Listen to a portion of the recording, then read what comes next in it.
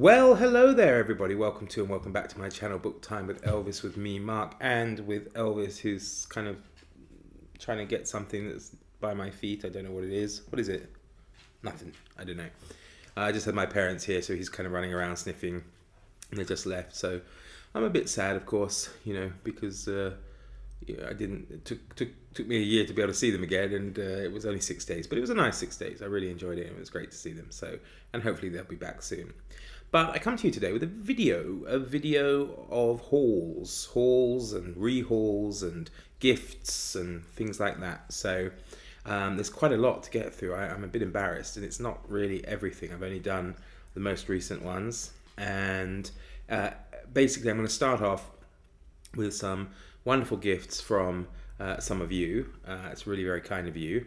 And then I will go through books that I'm rehauling, i.e. books that I own but I've been reunited with, that my parents were kind enough to bring over, as well as some new books that I acquired either while they were here or just before they got here, or they brought for me as kind of a, we miss you, Mark, here's a little present. So yeah, let's start with the gifts from my lovely subscribers. So 3 of my subscribers sent me some books off my wish list, which was really kind of them.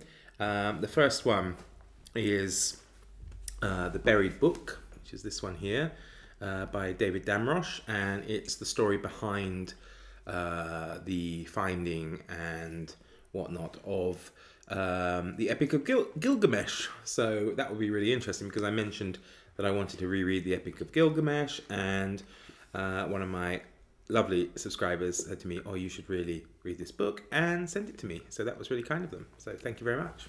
I'm not going to mention them by name because I'm not sure it's really proper to do so, and they might not want, you know, their details, and well, details, I mean, just their names, but bandied around. So I hope they will forgive me if I don't do that. So next up, we have one that I long wanted to read, and I shall certainly get to it, if not, well, I'll certainly get to it in June on the Range, if not before, if I can't control myself, and that's Lonesome Dove, oops, sorry, by Larry McMurtry.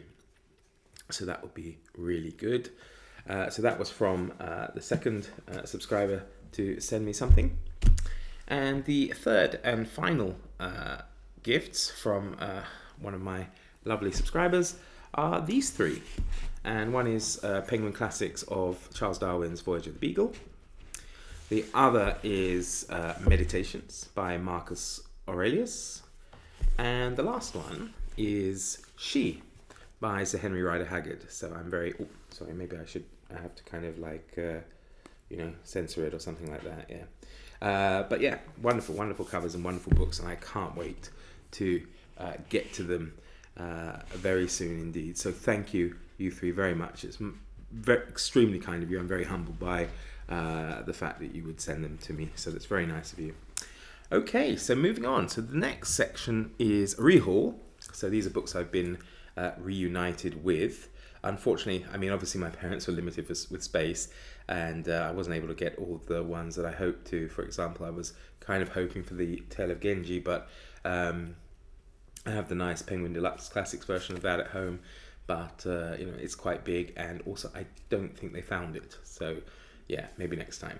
So we'll start off with another Japanese classic, which is the Nihongi, and you can see already it's quite a thick book, and it's a chronicle of Japan from the earliest time. So yeah, I haven't read it yet, but I would like to very much. I think it will be fascinating, so I'm looking forward to that.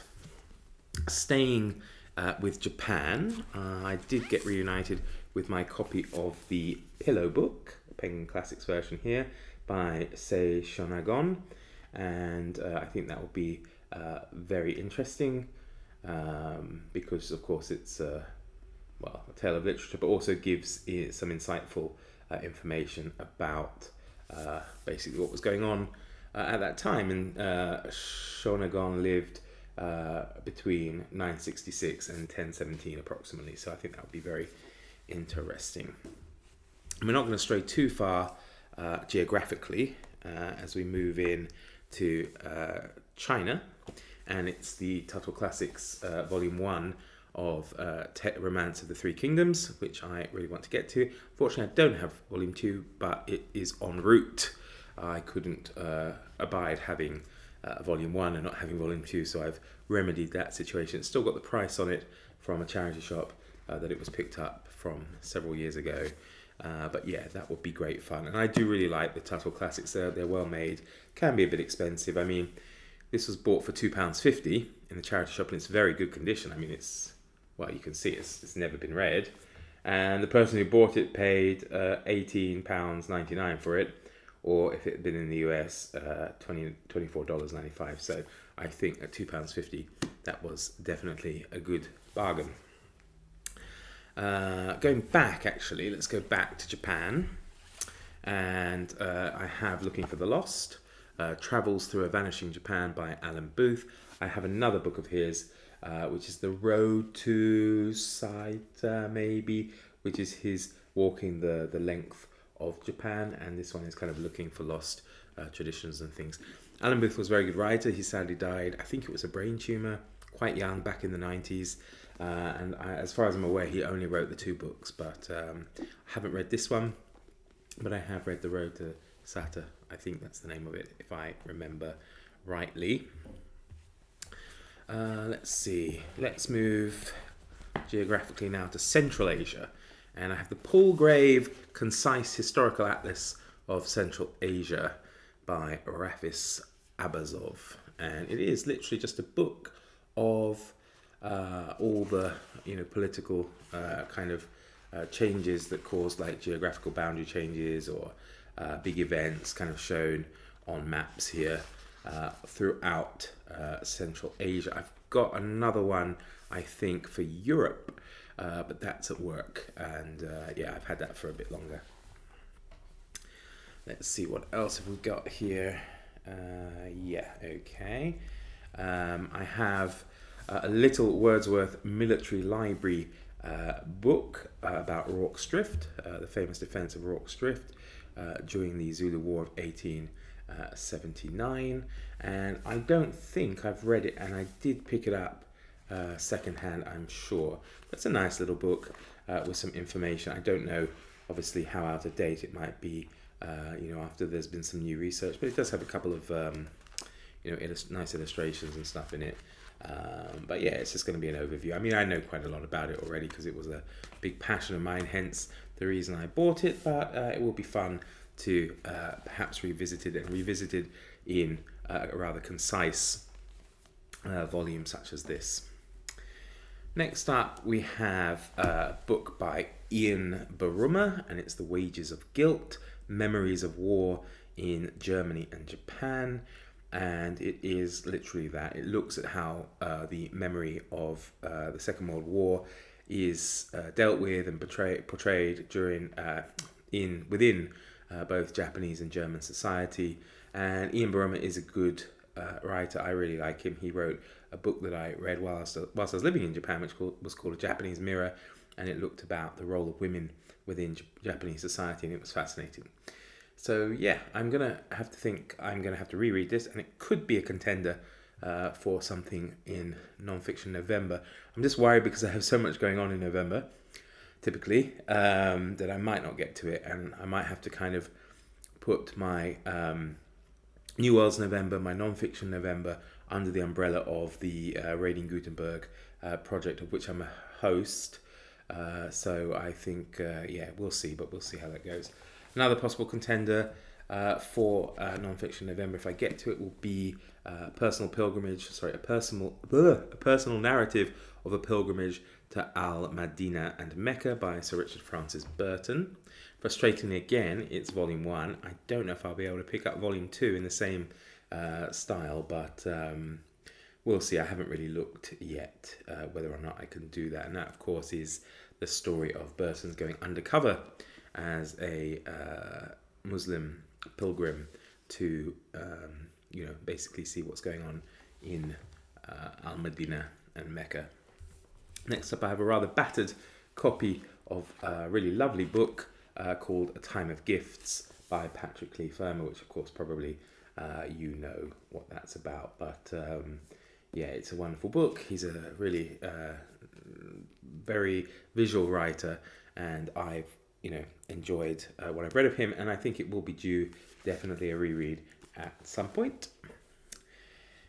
Next up, we have a work of memoir, and I do like the old Hollywood biographies and things like that. This is actually an autobiography, and it's the autobiography of Errol Flynn, and it's My Wicked, Wicked Ways, so that will be great fun. I think I have delved in the past in and out of it, but I don't think I've read it from cover to cover, and I would really love to do that. So perhaps I'll save it as something to read over the Christmas break, because I think it will be full of some interesting tidbits and gossip and that kind of stuff. And next up, we have kind of another biography, I suppose, but it's a multi-personage biography, and it is Franny Moyle's Desperate Romantics, The Private Lives of the Pre-Raphaelites. So, of course, it includes information about Gabrielle Rossetti, Millet, I've got to think of them, Ruskin as well, I think, and others feature within here, and Christina Rossetti, of course, as well.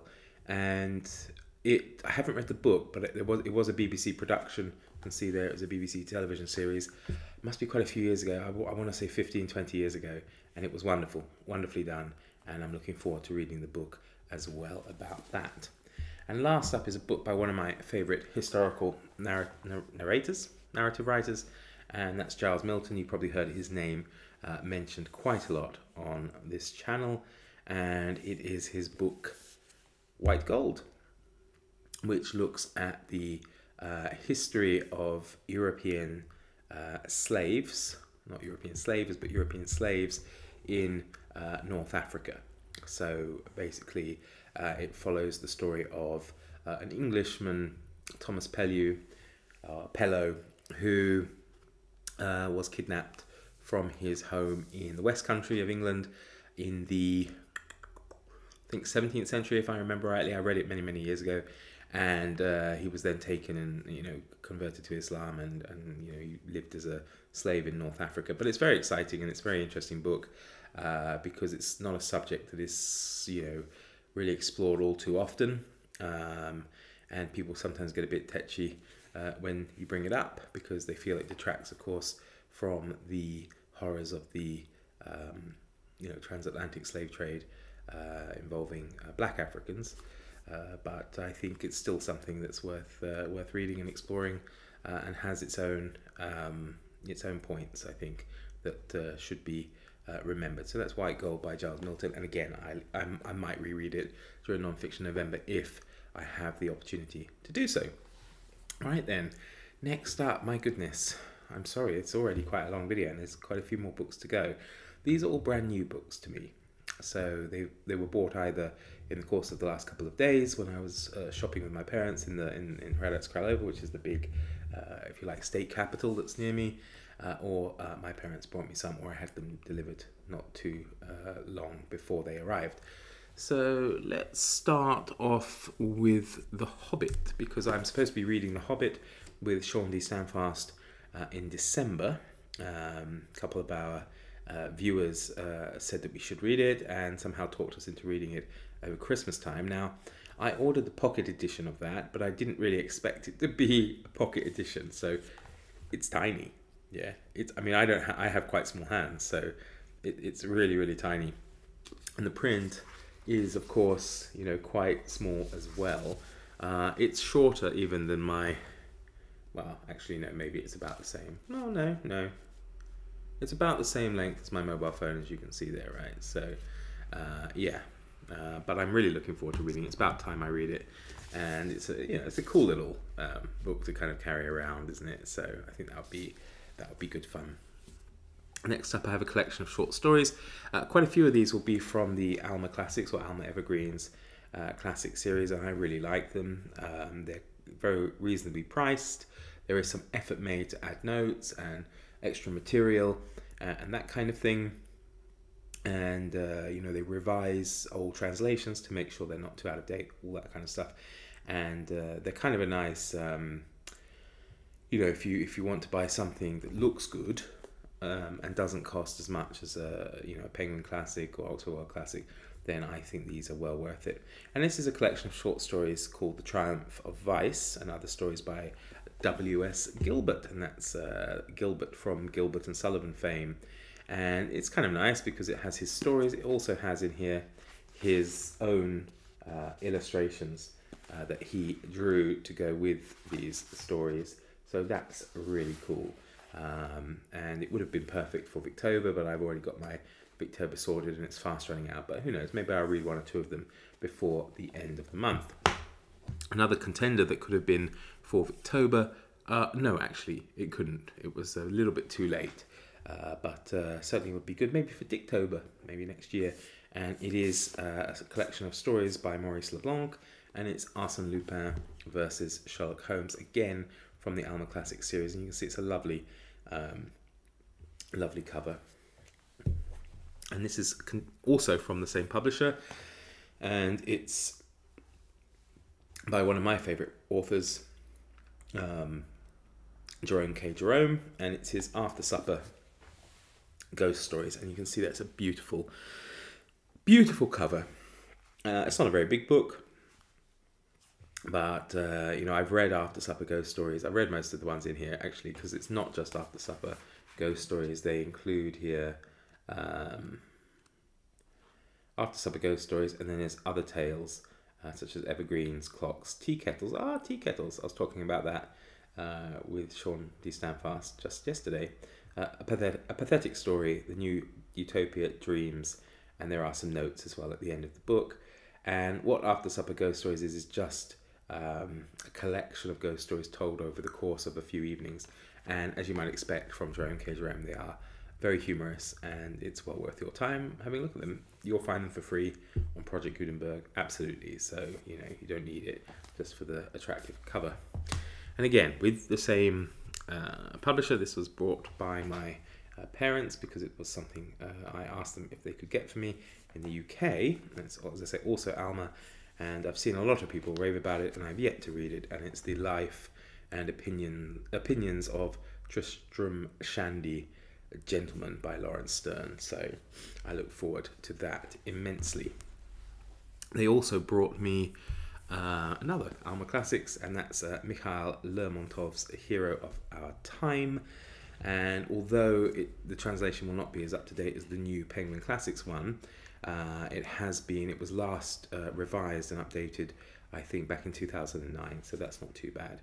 And it is based on an older translation, but that really doesn't bother me. And as I say, they just look nice. They feel nice as well. I mean, the quality is better, I think, than the Penguin Classics, seriously. They feel sturdier. The quality of the paper is much nicer. And okay, they're a small publishing house. They can't afford probably to pay someone to go through these big works and actually translate them. I think they have done that with a few more known ones, but yeah, but I'm becoming fast a big fan of them. And as I say, they just look so attractive. I mean, they really do, don't they? Look. And speaking of attractive, actually no, I'll stick with the last one that my parents brought with them, and that is, I'm sure someone was going to do a reading of the Canterbury Tales, so I wanted a kind of more casual copy of it. I have an old Everyman's Library, I think it is, from the beginning of the 20th century, but I didn't want to use that. So I got a surprise Alma Classics version of the Canterbury Tales by Geoffrey Chaucer, of course. And again, it's a cool looking cover. It's very nice, very sturdy, and it has extensive notes, as well as I think over 50 or 60 pages of extra material, which I think is very good. And if you're interested, as I say, the price on these things, I mean, this one is $5.99. $5.99, and it's wonderfully put together. It really is. And they do have quite a good selection of poets that they do, as well as all sorts of classics. And yeah, I think they're just so much better, more attractive now than the Penguin Classics, and they seem sturdier than a lot of the Penguin Classics. I mean, Oxford World Classics, I love the floppiness of those, but I think this is gonna I think it's fine. And at £6, I mean, come on. And these ones that I acquired over the course of this past days while my parents were here, and we were able to, visit a shopping centre and go to a bookshop. I also found another Alma Classics, so you can see I'm really going on about them, and that is The Prophet by Khalil Gibran, and I think it's just beautiful, stunningly beautiful, and it has also some lovely illustrations throughout, so I'm looking forward to giving this a read, and it won't take very long as well by the look of it. With the onset of New World's November, I thought I was inspired to pick this up. As I said, I did read Foundation last year for the first time. It was my first Isaac Asimov, and I picked up iRobot, which again, I really love these covers. It looks fantastic, that. So I'm not sure if I will read it this year, New World's November, because I will probably concentrate on short stories, but unless this is, no, it seems to all be iRobot, but who knows, maybe I will. But it's lovely cover there. And not science fiction, but fantasy, another genre I'm not known for reading, but I thought it's time I finally give him a go because he seems very popular. I did read the book he wrote with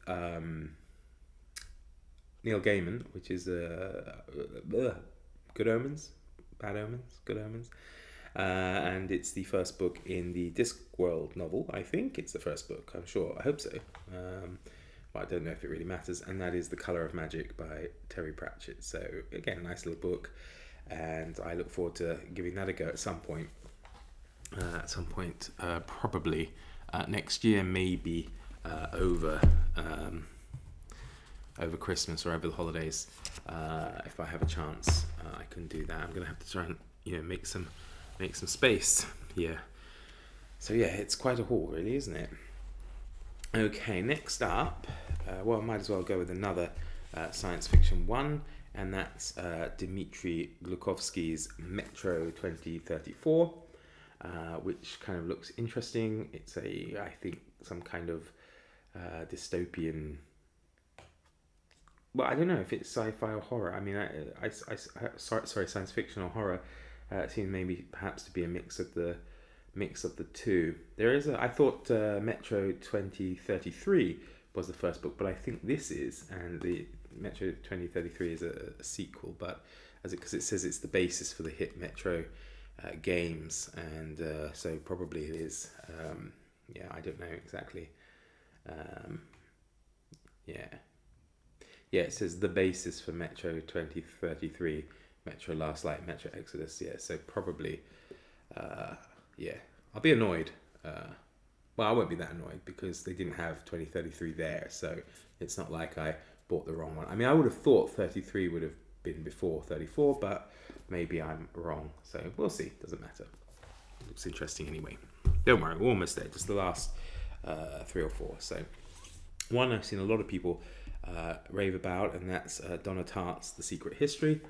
So I saw that there, and these were all very good prices. I tell you, sometimes it's amazing. The English books can be very, very overpriced in Czech bookshops, but then sometimes they can be really good value. And I think whether they try to clear out the stock to kind of change it around a bit. So it was pretty good. I mean, it was well, actually, no, this one was about the same as the list price in the UK, so it's fine. But yeah, it looks very exciting. Again, don't need to talk about it very much. I'm pretty sure you watching it probably read it. So there we go. I would like to have talked about these in more detail, but it would have been a really, really long video. Next up, we have Robert Harris's new book. I really like Robert Harris, and I love these bigger airport-style paperbacks. They're kind of like almost hardbacks. Sizes, but in with paperbacks. So if you look at them side by side, you can see the difference here. It's a normal paperback, and then this one, nice big one here, and that's The Act of Oblivion, which takes place in the time of King Charles I and the English Civil War, I imagine. So I think that'll be very interesting. Really love Robert Harris. Harris is one of my favourite writers, so I'm always keen and excited when he has a new book out. And next up, another and our last Alma Classics that I've got, and it's Keep the Aspidistra Flying by George Orwell. It's a lovely cover there.